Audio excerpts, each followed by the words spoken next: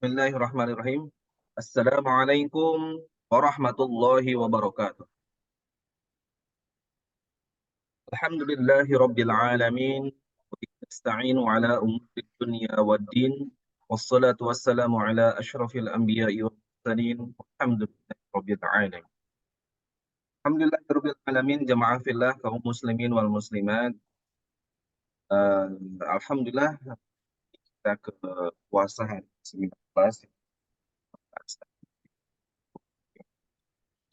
Pada kesempatan kali ini insya Allah akan ada kajian kembali tema yang menarik, yaitu kajian tematik subuh bulan Ramadan yang diinisiasi oleh Baitul Mal Bogor dan juga bekerja sama dengan Komisariat PMII Kampus La Roiba Bogor.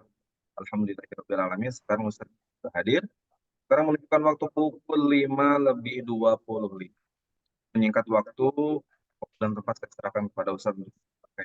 Monggo Ustaz.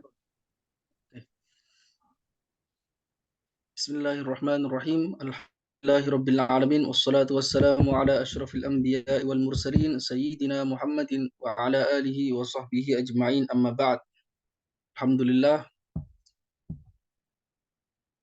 pagi hari ini bisa bertemu kembali dalam acara kajian tematik subuh bulan Ramadan, yang mana acara ini diselenggarakan atas inisiatif Baitul Mal Bogor. Semoga acara ini memberikan manfaat kepada kita semuanya, para pendengar dan umat Islam pada umumnya. Baik, pagi hari ini kita akan melanjutkan pembahasan yang lain kaitannya dengan zakat. Sebagaimana yang telah kita terangkan pada pertemuan sebelumnya, ada yang disebut sebagai zakat fitrah. Telah kita jelaskan syarat-syarat rukun-rukunnya. Kemudian ada juga yang disebut sebagai zakat ternak. Kita juga telah sebutkan syarat-syarat dan rukun-rukunnya. Pagi hari ini marilah kita membahas sedikit terkait zakat emas dan perak. Baik Bapak-bapak, Ibu-ibu sekalian, kawan-kawan yang berbahagia, zakat emas dan perak masuk kategori zakat yang mana zakat ini merupakan zakat harta. Jadi zakat harta itu semua zakat selain zakat fitrah, karena dia terkait dengan harta tertentu, bentuk harta tertentu. Sebagaimana ibadah pada umumnya, bahwasanya ibadah itu memiliki syarat-syarat dan rukun-rukun agar bisa terpenuhi, agar bisa dijalankan secara sah, maka demikian juga zakat yang kaitannya dengan zakat emas dan perak. Syarat umumnya seperti pada pertemuan sebelumnya kaitannya dengan zakat emas dan perak itu juga perlu diterapkan pada zakat ini, yaitu harus muslim, kemudian dia harus merdeka. Orang yang memiliki ini, yang wajib zakat ini harus muslim, kemudian harus merdeka, kemudian dia harus memiliki kepemilikan penuh. Seorang budak tidak memiliki kepemilikan penuh, maka dia tidak wajib bayar zakat. Kemudian dia harus diyakini wujudnya ada, dan sebagainya. Ada 5 syarat yang kemarin kita sebutkan. Ya, itu perlu juga diterapkan pada zakat ini. Jadi jika tidak terpenuhi, maka seseorang tidak sah melakukan zakat.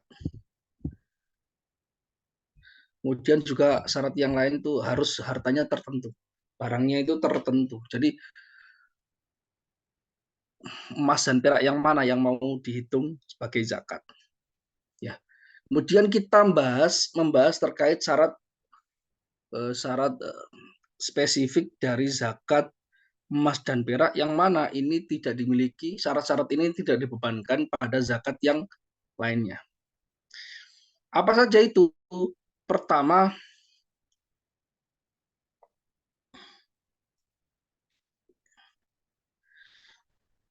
sebelum masuk ke situ, yang kita terangkan adalah zakat emas dan perak. Pertanyaan, kenapa sih Ustadz kok ada zakat emas dan perak? Bukankah batu-batu mulia itu lebih banyak dibandingkan emas dan perak? Ya, kan ada berlian, ada permata, ya, yang harganya lebih mahal misalnya. Atau zaman sekarang mungkin uranium, yang per gramnya lebih mahal dibandingkan emas dan perak? Ya,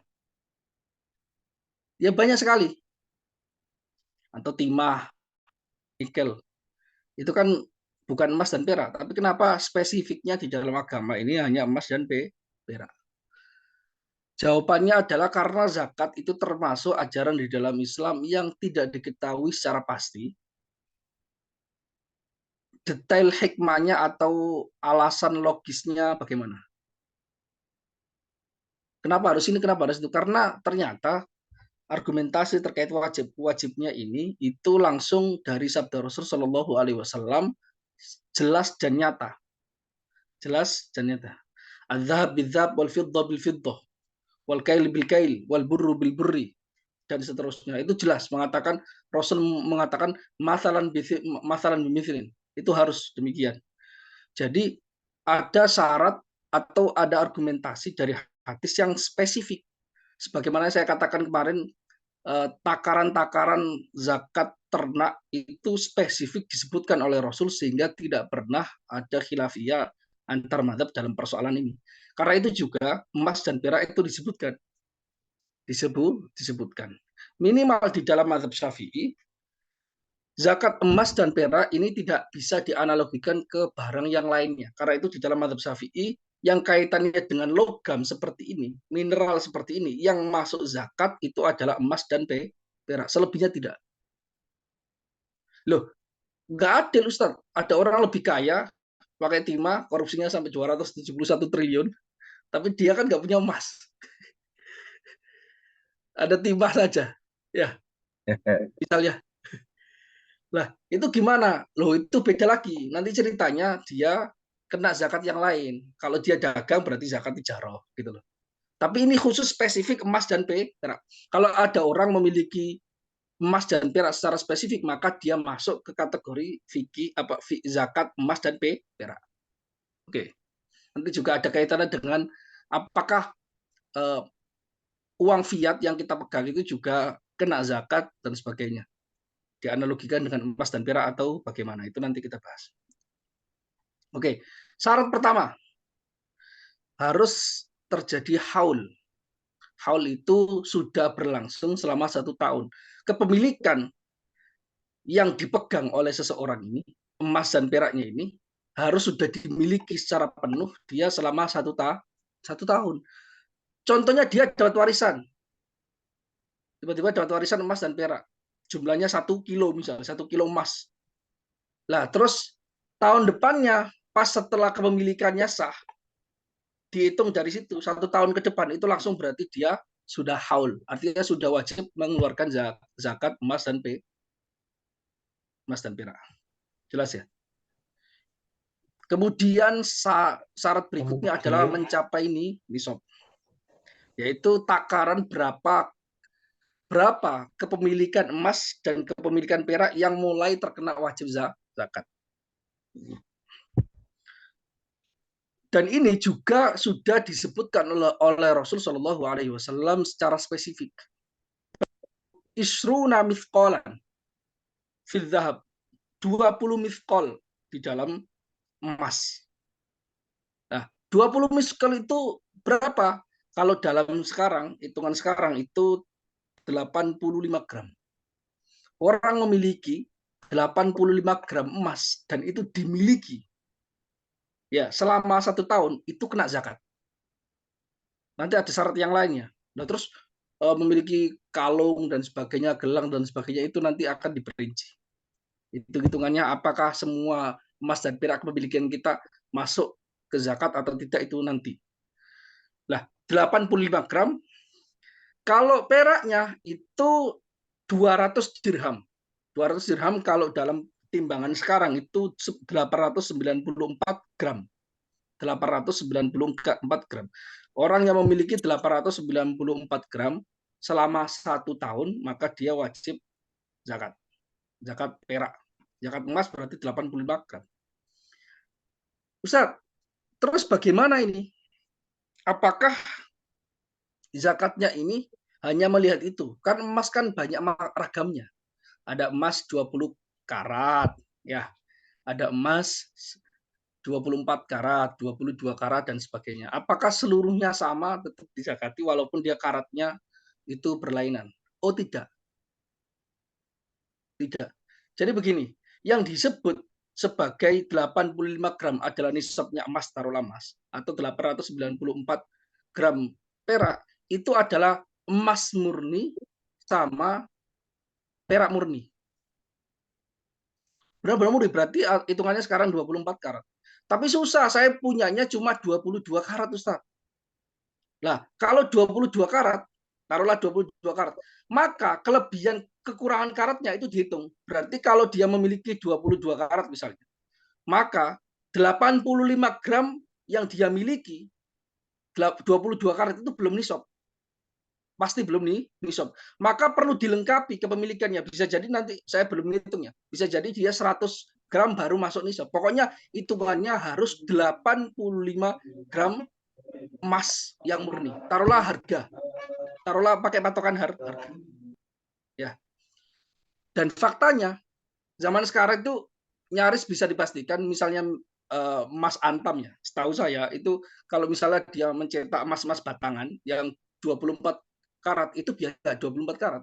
Hanya 23,5 karat karena setengahnya itu dicampur dengan besi. Mengapa? Karena itu kalau tidak dicampur besi sama sekali, ya itu nanti bisa terlalu lembek, gampang pecah dan sebagainya, gampang rusak. Maka itu ketika 85 gram ini tidak akan mungkin ini kalau pas itu, maka harus dilebihkan. Lebih dari itu baru mulai nanti dihitung, ada hitung-hitungannya kan otomatis kan.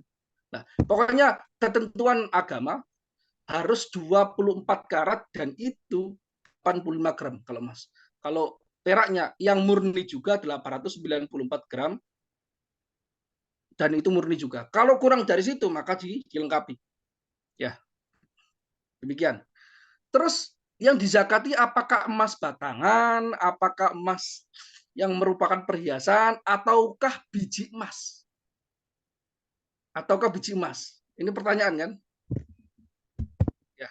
Jawabannya adalah semua bentuk emas. Ada orang nambang, dia masih bentuk pasir. Dia dimiliki itu ditaruh di gudang. Ya, taruh di gudang selama 1 tahun. Maka diperkirakan ketika emas ini atau yang dia pasir-pasir emas itu ketika nanti akan kan mereka sudah paham kan kalau 1 ton itu keluarnya berapa 1 ton emas yang bercampur dengan tanah itu ketika sudah dimurnikan itu nanti akan menghasilkan berapa emas mereka sudah paham ya tetap dihitung jadi semua benda yang mengandung emas itu wajib dizakati dengan perhitungan pokoknya ketika diperkirakan dia emas murni mencapai 85 gram kalau perak murni mencapai 894 gram maka wajib zakat. Jelas ya? Jadi tidak pandang apakah dia emas batangan, apakah dia itu berbentuk perhiasan. Berbentuk perhiasan kan biasanya dicampur dengan besi, maka dihitung juga. Mereka sudah paham. Ataukah masih berbentuk tanah. Masih berbentuk tanah dan dimiliki. Bukan yang masih di tanah belum diambil ya. Loh, Indonesia kan seluruhnya di Papua itu seluruhnya emas, kan nggak diambil. Selama belum diambil, belum dimiliki, maka dia tidak kena zakat karena salah satu syarat wajib zakat adalah dimiliki oleh secara penuh dan juga sudah spesifik pemiliknya siapa. Kalau masih di dalam tanah belum diambil sama sekali ya nggak keluar zakat. Tapi kalau sudah kontrak perusahaan dengan pemerintah sudah terus diambil terus dia ditaruh di gudang walaupun masih berbentuk tanah tapi tanahnya ini mereka bilang ini kandungan emasnya dan mereka sudah tahu kandungan emasnya range-nya antara kira-kira berapa itu wajib zakat jelas ya jadi sejak 85 gram itu wajib zakat oke kemudian syarat berikutnya adalah emas dan perak ini bukanlah merupakan perhiasan yang dipakai secara normal ada catatannya harus yang dipakai secara normal. Kenapa yang dipakai secara normal? Karena bisa jadi kalau nggak dibatasi seperti ini, kata para ulama, maka orang nggak mau bayar zakat, semua emasnya dibentuk perhiasan. Normalnya, perempuan itu punya emas berapa sih? Yang dipakai loh ya. Yang dipakai, bukan yang disimpan. Kalau disimpan wajib zakat. Dia punya dia punya emas banyak sekali, tapi dipakai semuanya tapi ganti-gantian, itu wajib zakat pasti. Wajib zakat pasti. Tapi yang benar-benar dipakai seperti cincin, terus itu anting-anting, terus kalung perempuan, itu yang normal biasa. Nggak mungkin dong perhiasan perempuan yang ditempel di tubuhnya itu beratnya 1 kilo. Kan nggak mungkin. Nggak mungkin. Yang normal biasa standar saja. Lebih dari itu maka dia terhitung kena terhitung kena wajib zakat. Dan penggunaannya ini penggunaan yang tidak diharamkan di dalam agama. Artinya apa? Misalnya laki-laki haram menggunakan perhiasan emas. Ya, berarti walaupun dia dibentuk perhiasan, dibeli oleh laki-laki, dia tetap masuk hitungan wajib bayar zakat. Kalau perempuan ada dispensasi, ya sebagian. Jadi laki-laki yang melambai-melambai terus pakai emas itu harus dibayar zakatnya. Harus dibayar zakatnya supaya nggak melambai lah. Itu wajib ya. Pokoknya dia digunakan selain untuk perhiasan yang mubah yang untuk digunakan secara syariat. Kalau berlebihan otomatis dia tetap masuk hitungan. Ustadz, saya punya banyak misalnya emas dalam berbentuk perhiasan, tapi sudah rusak. Sudah rusak misalnya, sudah patah-patah. Itu masuk perhiasan atau enggak? Dilihat dulu. Dilihat dulu. Ada catatannya. Kalau dia sudah rusak parah sehingga tidak mungkin dipakai oleh dia, kecuali dia mengeluarkan biaya untuk memperbaikinya, maka dia nggak wajib zakat. Kecuali kalau sudah diperbaiki, ya, terus sudah dipakai lagi, dia nggak wajib zakat juga. Nah, tapi kalau ada perhiasan yang rusak, tapi dia rusaknya minim, masih bisa dipakai. Atau kalau diperbaikinya tidak membutuhkan biaya untuk memperbaikinya. Dalam arti cuma di bengkok-bengkoknya dikit lah. Itu dia tidak kena zakat. Intinya harus perhiasan yang dipakai secara mubah. Nah, kalau perhiasannya udah rusak, remuk semuanya, ya itu tetap emas, tetap perak. Dan karena nggak dipakai, otomatis dia masuk hitungan zakat. Jadi kita menentukan objek-objek yang terkena zakat, syarat-syaratnya apa saja ya kaitannya dengan emas dan perak. Itu demikian ya.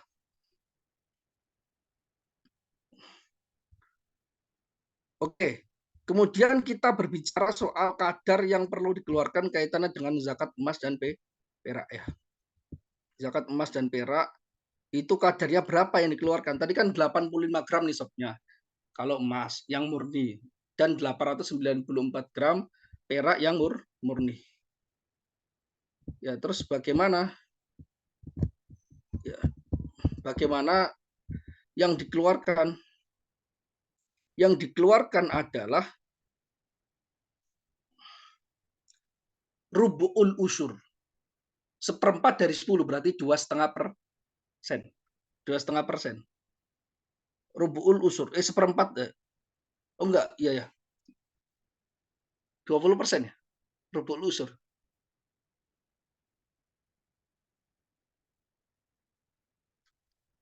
Oh, enggak, 20% malah. 1/4 2,5% ya. Rubu'ul 1/10. Oh iya ya, benar-benar. 2,5%. Saya kok lupa malah. Bukan 10, bukan asar, tapi usur-usur itu 1/10 dibagi 4, berarti 2,5%. Jadi dikeluarkan kadarnya 2,5%. Jadi dikeluarkan kadarnya 2,5%. Jadi jumlahnya bagaimanapun pokoknya dihitung setelah dia mencapai nisab, maka dikeluarkan 2,5%-nya itu. Ada orang melakukan banyak hila misalnya. Dia sebelum mencapai haul, maka dia dijual. Maka dia tidak wajib zakat, tapi tetap berdosa karena niatannya itu menipu aturan. Ya, jadi tetap dihitung 2,5%. Nah, terus diserahkan kepada siapa? Maka zakatnya itu ya diserahkan kepada fuqara, innamas shadaqatu lil fuqara wal masakin wal 'amilina 'alaiha wal mu'allafati qulubuhum ya wal gharimina wa fi sabilillah wa binis sabil. Nah, itu semuanya diserahkan di seperti itu. Ya. Terus ada satu hal yang mungkin saya terakhir ini saya bahas kaitannya dengan zakat emas dan perak terkait uang fiat. Terkait uang fiat. para ulama dahulu ketika masih ada emas dan perak yang digunakan di sebuah negara, dan ini digunakan sebelum Islam ya, sebelum Islam, ribuan tahun sebelum Islam, di dinasti Romawi dan dinasti Persia itu digunakan emas dan perak karena mereka melihat bahwasanya emas dan perak itu memiliki hal yang unik karena orang itu tertarik dengan kilauannya sehingga dia dijadikan barang yang mewah sehingga banyak digunakan untuk mata uang. Sehingga salah ketika mengatakan bahwasanya Islamlah yang menjadikan emas dan perak itu sebagai mata uang. Itu salah. Ya, emas dan perak itu sudah dijadikan mata uang sejak dulu kala sebelum Islam, sudah ribuan tahun sebelumnya. Bahkan digunakan terus sampai mulai zaman modern mulai tidak digunakan. Ya, jadi Islam itu hanya mempertahankan tradisi seperti itu. Karena kenapa? Karena ada banyak hadis yang lain yang membicarakan soal andai kata. Jadi ada memperkirakan andai makolanya salah seorang sahabat kalau nggak salah. Andai kata di sebuah negara tidak menggunakan emas dan perak, tapi mereka menggunakan kulit, ya kulit untuk pembayarannya, maka dia juga kena misalnya kena zakat dan sebagainya. Pokoknya seperti itu. Ya, jadi nilainya bukan kaitan dengan itu, tapi itu semacam hukum internasionalnya berlaku zaman itu bahkan sebelum Islam dan digunakan Islam. Jadi Nabi itu nggak suka emas dan perak karena itu termasuk duniawi. Karena itu emas dan perak di dalam agama itu disebut sebagai zahab. Zahab itu hilang. Filosofinya zahab itu hilang. Jadi hal yang tidak disukai oleh Nabi di antara emas dan perak. Tapi nilainya itu bukan sesuatu yang suci, bukan. Tapi dia berhubung itu yang ada, maka yang dizakati itu. Makanya ada nas spesifik dari Nabi Shallallahu Alaihi Wasallam kaitannya dengan itu. Ya, jadi emas dan perak sudah digunakan lama. Kemudian itu digunakan terus pada beberapa dinasti dalam catatan sejarah. Ternyata penggunaan emas dan perak itu ternyata nggak merata. Faktanya itu nggak merata. Zaman dulu dinasti-dinasti Islam, Abbasiyah, Umayyah, Utsmaniyah bahkan, itu yang punya emas dan perak orang kaya. Mustahil rakyat biasa punya emas dan perak. Karena pertama harganya mahal. Emas dan perak pertama harganya mahal, kemudian kalau dibelikan sesuatu yang remeh-temeh untuk makanan-makanan itu nggak worth it. Kita beli cuma satu genggam kurma, bayarnya nggak perlu emas dan perak. Karena itu mereka berinisiatif. Ingat, mereka berinisiatif, negara-negara dinasti Islam dan semua negara itu berinisiatif membuat pecahan-pecahan yang di luar emas dan perak. Maka dalam catatan sejarah di Mesir misalnya, itu juga ada yang tembaga, juga ada yang hanya besi, itu ada. Nah, ternyata dalam catatan sejarah itu kan terdesak karena yang memiliki emas dan perak itu hanya orang kaya. Kalau orang miskin tidak mungkin memiliki emas dan perak. Nah, terus orang miskin nggak punya uang dong. Oh, mereka bikin solusi, ada pecahan-pecahan yang kira-kira itu. Nah, karena bukan emas dan perak, maka mengalami inflasi. Itu pasti. Satu dinasti beberapa daerah satu misalnya satu dinar itu dihargai misalnya sampai 500 keping tembaga. Ada daerah lain sampai 600 keping tembaga atau 700 keping tembaga. Emasnya tetap satu, tapi inflasinya berbeda-beda tergantung kesukaan minat seseorang untuk menyimpan mata uang selain emas dan perak. Dan kebanyakan tidak memiliki emas dan perak karena mayoritas masyarakat itu miskin, mayoritas dinasti Islam itu miskin. Ya, jadi seperti itu. Akhirnya pecahan-pecahan itu yang digunakan faktanya di daerah itu yang paling banyak menyebar itu adalah mata uang yang bukan emas dan perak karena yang memiliki emas itu hanya orang kaya, hanya pejabat. Ya, akhirnya ternyata ada perkembangan zaman, lama kelamaan kok bahwa logam ini semakin tidak menarik. Kenapa? Perdagangan semakin luas. Ya, orang yang belanja semakin besar. Perlu mengirimkan barang ada jalur sutra mulai dari Cina sampai kemana-mana atau dari Arab sampai kemana-mana gitu. Nah kalau kemana-mana dia bawa emas batangan, gampang dirampok, ya kan? Gampang dirampok dan berat juga. Zaman dulu awalnya perdagangan simpel-simpel kecil-kecil. Dia cukup bawa satu keping, taruh sini, beli. Terus akhirnya dia penjualannya semakin meluas, akhirnya butuh sampai berkarung-karung. Dan itu nggak mungkin sekali. Akhirnya mereka berinisiatif untuk membuat membuat beberapa mata uang turunan dari situ. Awalnya tetap emas, kemudian cuma ada catatan bahwasanya saya memiliki emas. Kemudian ada inisiatif, setahu saya ada pertama di Turki, kemudian ada di bank di Italia, kemudian mereka membuat inisiatif badan, membuat badan untuk penyimpan emas dan perak. Mata uang tetap emas dan perak, maka disimpan. Akhirnya disimpan di Itali, kemudian dikembangkan di Amerika. Akhirnya banyak orang, karena ketika Perang Dunia yang menang itu Amerika, ditaruh di situ semuanya emasnya. Jadi yang dikeluarkan cuma catatan bahwasanya orang ini memiliki kepemilikan emas 1 kilo. Nah, berbentuk catatan. Makanya awalnya dolar itu disebut sebagai bank note, catatan bank bahwasanya dia memiliki emas. Itulah yang disebut sebagai mata uang fiat itu memiliki standar emas, karena emasnya disimpan. Kemudian karena itu kan pikirannya orang Amerika. Nah, kemudian ketika sudah mereka terbiasa membuat kertas karena merasa aman, itu akhirnya mereka nggak perlu ngambil emas saya. Kenapa? Saya jual beli menggunakan catatan ini saja. Emasnya masih disimpan. Jadi akhirnya perdagangan internasional menggunakan catatan itu saja. Bank note namanya, bank note itu saja yang digunakan. Jadi udah dipindah tangankan untuk membeli macam-macam, bisnisnya sangat besar sekali. Akhirnya seperti itu. Terus kemudian ada macam-macam. Akhirnya secara sepihak karena terjadi inflasi yang besar-besaran, dolar ketika itu tahun 1972 ada perjanjian Bretton Woods. Bretton Woods itu secara sepihak, Amerika secara sepihak ya. Ya, secara sepihak ya. Karena dia pemenang perang, jadi suka-suka mereka. Secara sepihak apa? Menghilangkan keterikatan relasi antara emas dan catatan ini, banknote. Sehingga mata uang dolar yang tersebar di seluruh dunia, bahkan dari Jerman, dari negara-negara manapun, semuanya menitipkan emas dari situ, maka tidak terikat. Artinya orang yang memegang dolar tidak bisa ngambil emasnya di bank secara sepihak. Mereka akhirnya bingung juga karena sudah menyimpan semua emasnya taruh di Amerika. Mereka punya dua pilihan, dan dua pilihan ini nggak bisa dua-duanya buruk, dua-duanya berat. Pertama, mereka nggak mengakui keputusan sepihaknya Amerika. Berarti mereka otomatis jalan satu-satunya adalah perang. Mereka menyerang Amerika karena emasnya disimpan, dirampok sama Amerika di situ. Ini kemungkinan pertama.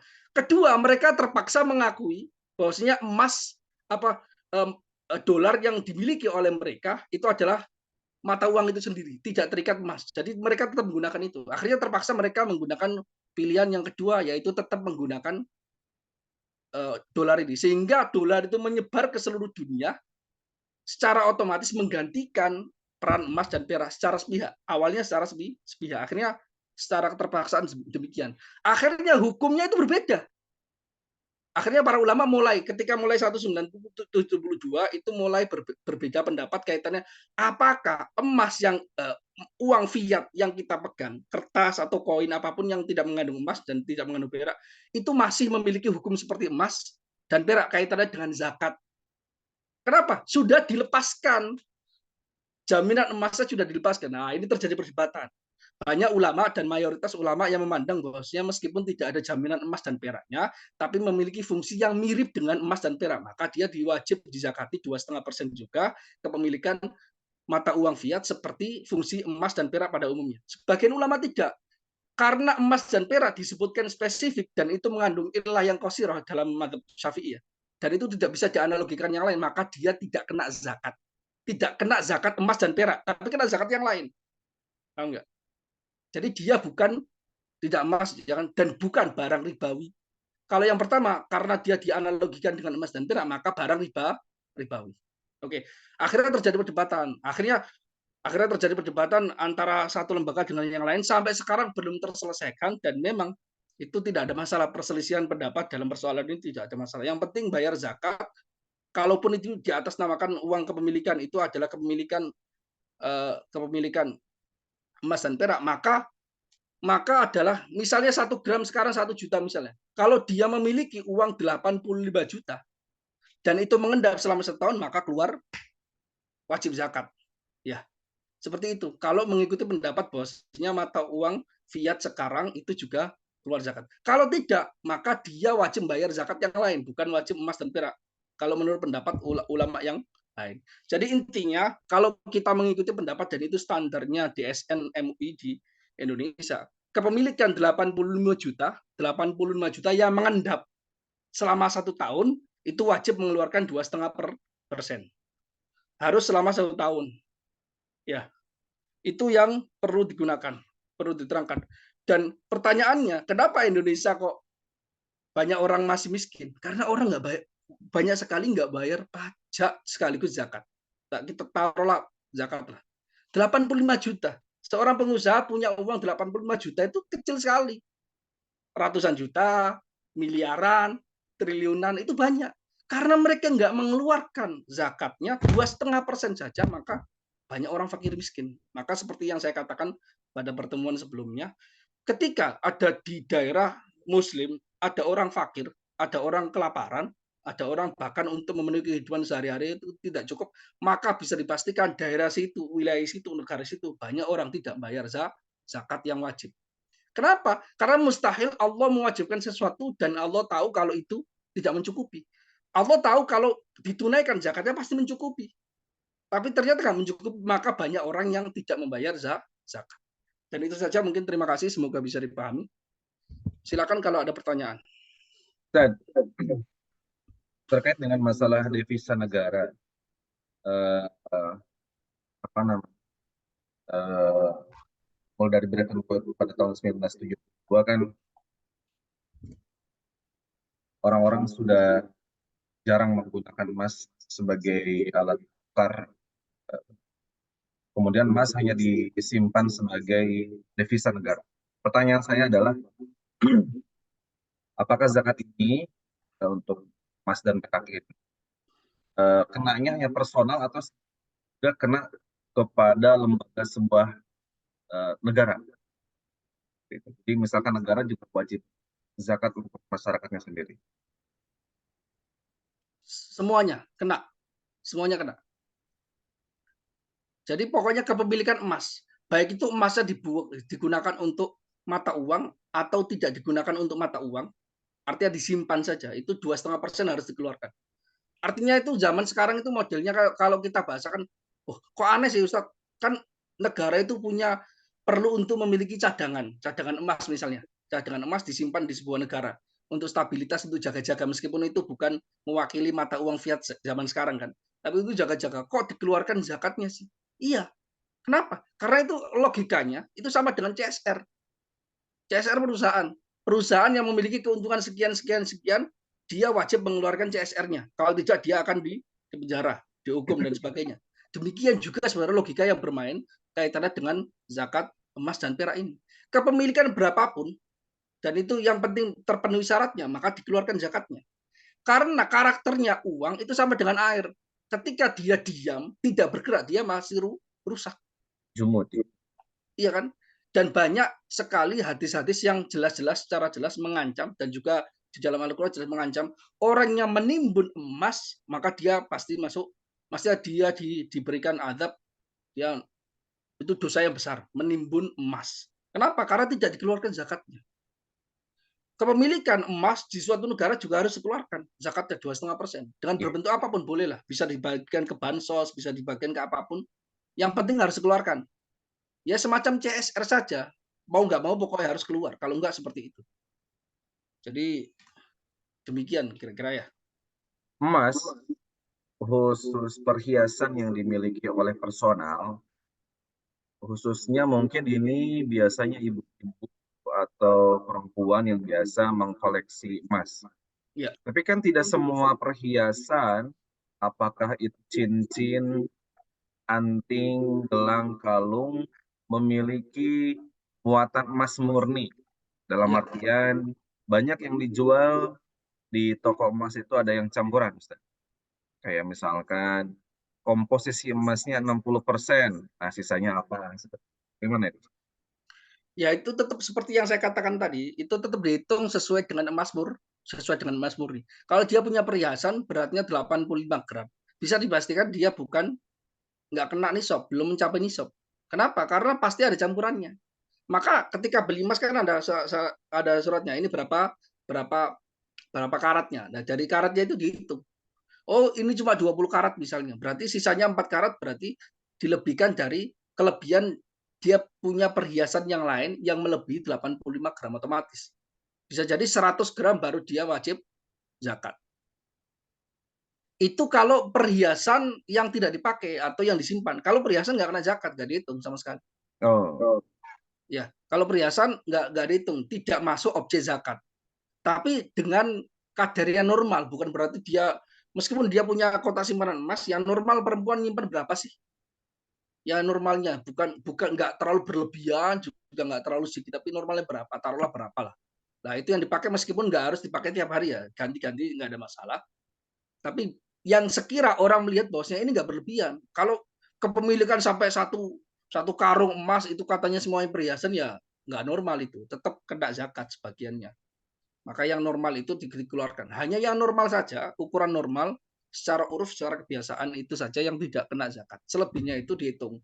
Ada catatannya 20 karat, kemudian dia dikeluarkan, ditambahkan berapa gramnya, kemudian baru ketahuan. Bisa dianalogikan dari harga juga sih sebenarnya. karena Dari banyak harga juga. masih kebiasaan konvensional, khususnya orang tua zaman dahulu. Investasi mereka itu ya dalam bentuk emas, ya beli beli beli emas atau yang mungkin murni kemudian dikumpulkan walaupun tidak dipergunakan seperti itu. Jadi memang harus tertib ini ya, harus dicatat gitu ya. Misalkan emas satu apa kemurniannya berapa dihitung itu satu persatu gitu. Iya, sebenarnya seperti itu. Karena sebenarnya orang yang biasanya punya investasi emas, pasti mereka punya catatan. Orang yang punya kebiasaan investasi emas, pasti mereka punya catatan. Pasti. Bisa dipastikan pasti punya catatan. Karena namanya investasi kan harus dihitung. Tiba-tiba hilang kan, dia nggak tahu kalau nggak punya catatan kan. Iya, Nah, iya. dari situ sebenarnya kalau dia mau, dia bisa ngeluarin zakatnya. Kalau dia mau, dia bisa ngeluarin zakatnya. Oke, oke. Lah, zakatnya 2,5% dibayarkan pakai emas atau pakai uang fiat. Sekarang kan pakainya uang fiat kan. Bisa dua-duanya. Bisa dua-duanya. Zaman dulu karena emasnya itu sendiri ya 2,5% diambil. Karena sekarang uang fiat ya udah sebagiannya dikeluarkan berbentuk uang fiat tidak ada masalah. Kepemilikan emas murni yang disimpan di gudang dan sebagainya 2,5% dikeluarkannya berbentuk uang. Jadi tetap emasnya tetap segitu tapi sudah dibersihkan secara maknawi dengan cara kita mengeluarkan bagian dari kita. Karena kita misalnya menganggap bahwa uang fiat itu juga mewakili fungsi dari emas dan perak sebelumnya menurut satu pendapat ulama. Termasuk ini juga tabung emas digital. Apa emas? Tabung emas digital. Jadi misalkan tabung emas digital sekarang sudah banyak kan. Jadi kita nyicil, misalkan setelah dihitung sudah nyampe di situ, tapi kan secara ininya realnya nggak kita pegang Ustaz, si emasnya kan digital, ada di bank syariah misalkan. Ini Tetap. sebenarnya permasalahan yang cukup tricky ya, sangat cukup pelik. Pertama ya, kalau memandang, taruhlah, agak problem saja. Meskipun terjadi perdebatan para ulama, meskipun ada solusinya, tapi sebenarnya itu kalau dari sudut pandang syariah itu agak sedikit problem. Pertama, jual beli emas yang nggak tunai itu sebenarnya nggak sah. Betul. Tapi sebagian ulama karena kondisinya berbeda, maka punya istihad baru kaitannya karena dengan beberapa pertimbangan, bukan sekedar pertimbangan, karena melihat konteks-konteksnya. Karena zaman sekarang itu emasnya meskipun nggak tunai, karena zaman sekarang juga emasnya itu bukan menjadi mata uang, maka perdagangan itu lebih lebih kepada yang lain dibandingkan fungsinya dari awal. Jadi ini adalah keadaan yang berbeda yang tidak dibahas di dalam kitab dan di dalam hadis secara spesifik. Taruhlah itu kita mensahkannya, maka tetap itu masuk hitungan. Tapi ingat, kalau dia misalnya dia memiliki 1 kilogram emas, tapi dia belum tunai, dia bayar nyicil, lah kan belum. Dia selama masih punya 10 gram meskipun dia sudah dipindahkan tapi secara kredit kan. Bayarnya saya beli 1 kilo emas tapi bayarnya selama 2 tahun 3 tahun. Berarti kan belum lengkap itu kepemilikannya. Barangnya juga belum dia miliki, ada di bank syariah misalnya. Nah, berarti belum. Tapi kalau dia sudah nyicilnya sudah mencapai 85 gram dan itu kepemilikannya bertahan sampai 1 tahun, maka dia baru mulai masuk kena zakat emas. Oke. Jadi seperti itu. Dan perlu dipastikan apakah yang disebut nyicil emas itu emasnya beneran ada atau tidak. Bisa jadi catatan bahwasanya ini ada emas itu diperdagangkan, sebagaimana zaman dulu emasnya disimpan, catatannya doang diperdagangkan. Ternyata yang diperdagangkan lebih banyak dibandingkan emas real yang disimpan. Itu problem.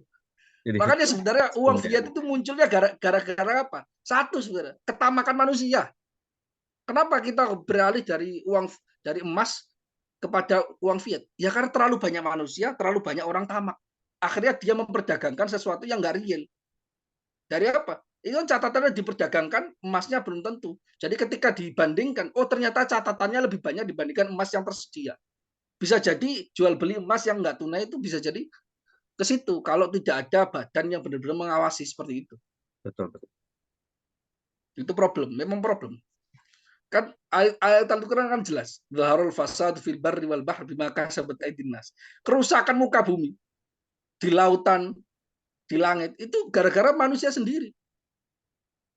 Ketika sudah kejadian mata uangnya inflasi kok gak kembali ke emas, ya gara-gara kamu. Gara-gara manusia sendiri. Kenapa? Karena mereka tamak, akhirnya memperdagangkan yang gak real. Akhirnya mereka terpaksa mau tidak mau berada di sebuah kondisi yang mana tidak menggunakan mata uang nggak stabil. Karena ketamakan. Oh enggak, itu karena ketamakan pribadi. Saya pikir demikian ya. Baik Ustaz, sudah menunjukkan pukul 6:05. Silakan diambil kesimpulan Ustaz. Oke, baik, terima kasih. Jadi kesimpulannya di antara barang yang wajib zakat adalah kepemilikan emas dan perak dengan beberapa syarat yang telah kita sebutkan. Syarat umum adalah dia harus muslim, kemudian dia harus orang yang merdeka, kepemilikan penuh, kemudian sudah tertentu pemiliknya siapa dan benar-benar wujudnya pasti. Kemudian syarat-syaratnya wajib zakat adalah dia harus sudah terjadi haul, kemudian mencapai nisab, yaitu kalau emas adalah 85 gram, kalau perak adalah 894 gram, dan juga syaratnya yang lain seperti yang kita sebutkan. Intinya hikmah dari mewajibkannya, diwajibkannya mengeluarkan zakat emas dan perak adalah agar kepemilikan harta itu tidak dimiliki oleh orang-orang tertentu saja, sedangkan tidak melebar ke fakir miskin. Maka sebagaimana air ketika didiamkan itu rusak, demikian juga harta, demikian juga emas dan perak. Karena itu ancaman dari Allah Subhanahu wa taala terkait orang yang menimbun emas tanpa mengeluarkan zakatnya itu sangat keras di dalam Al-Qur'an dan di dalam hadis Rasulullah SAW. Semoga kita memperbaiki ekonomi kita, karena kerusakan ekonomi kita sebenarnya dari pribadi kita sendiri secara perbuatan manusia itu sendiri. Jadi kalau kita mengikuti aturan yang tetap, kita konsisten dengan ajaran seperti itu, tidak mengandalkan ketamakan, maka keadaan ekonomi kita akan lebih baik. Saya pikir demikian yang bisa disimpulkan pada pertemuan pagi hari ini. Semoga bermanfaat. Wallahul muwaffiq ila aqwamit thoriq. Wassalamualaikum warahmatullahi wabarakatuh. Waalaikumsalam warahmatullahi wabarakatuh. Alhamdulillah, jazakumullah Ustaz atas penyampaian materinya pada pagi kali ini. Insyaallah besok kita kembali di jam yang sama dengan sama. Hatur nuhun, wassalamualaikum warahmatullahi wabarakatuh. Waalaikumsalam warahmatullahi wabarakatuh.